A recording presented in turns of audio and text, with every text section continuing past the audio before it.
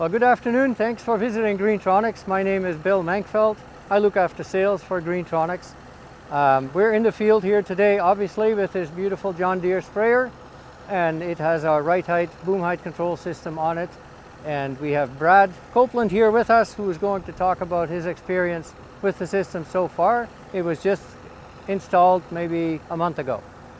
Brad, how are you doing? Good, and yourself? I'm doing fine. What a beautiful day, huh? It's about time. Yeah, so you're spreading fungicide on wheat today? Yeah, just do a little quick head spray. Using our height control system? Yes, sir. What's your experience so far? So far, everything's been really good. It's easy to use. We can work it through our John Deere monitor, which is nice. Less controls, less wiring. Yeah. It's easy to set. You can change your heights. It's got, actually this one's got with the 3 settings from ground to half canopy to full canopy, which is nice. You can play the game with it, and it seems to be riding pretty nice. While you're watching the video, I'll fill you in on a few of the details here. The sprayer you see is a model 4830. It has a 100-foot boom. The owner gets into some rough and hilly fields, and he installed one of our 5-sensor systems so that he can keep moving fast. The grain field in this video is actually one of those hilly and rough fields. You can see the hills. The ground is also uneven. You can see that by a fair bit of body roll here and there. RiteHeight is doing a good job nicely keeping the booms at an even height above the grain heads. If he didn't have RiteHeight, he would likely need to slow down a fair bit or else carry the boom higher, and that would then result in possibly some drift on windy days and uneven spray coverage. Just like Raven and Norak and John Deere, we use sonar sensors to measure the distance from the boom to the ground or the crop. Sonar sensors work really well for this purpose. They're fast, and small spray droplets and dust don't affect them. They work just as well. We mount our sensors in low-profile stainless steel housings, and those you can mount to the boom with simple clamp brackets that come with the kit, and you can easily mount them in different positions on the booms.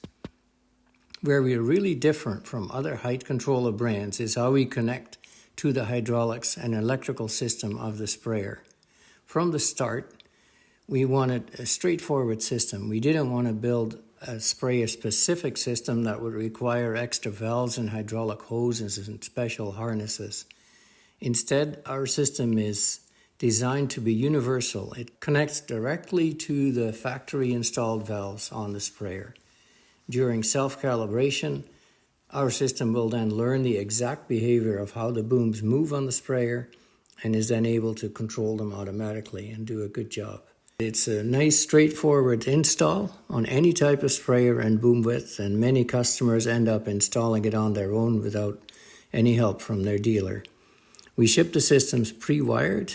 All the wires are nicely labeled. It makes for a smooth installation, and we make sure the cables are always plenty long enough for every type of sprayer and boom width.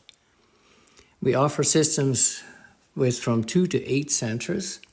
Most sprayers up to 90-foot boom width use a 3-sensor system, but some will take a 5 or some will take a 2-sensor system.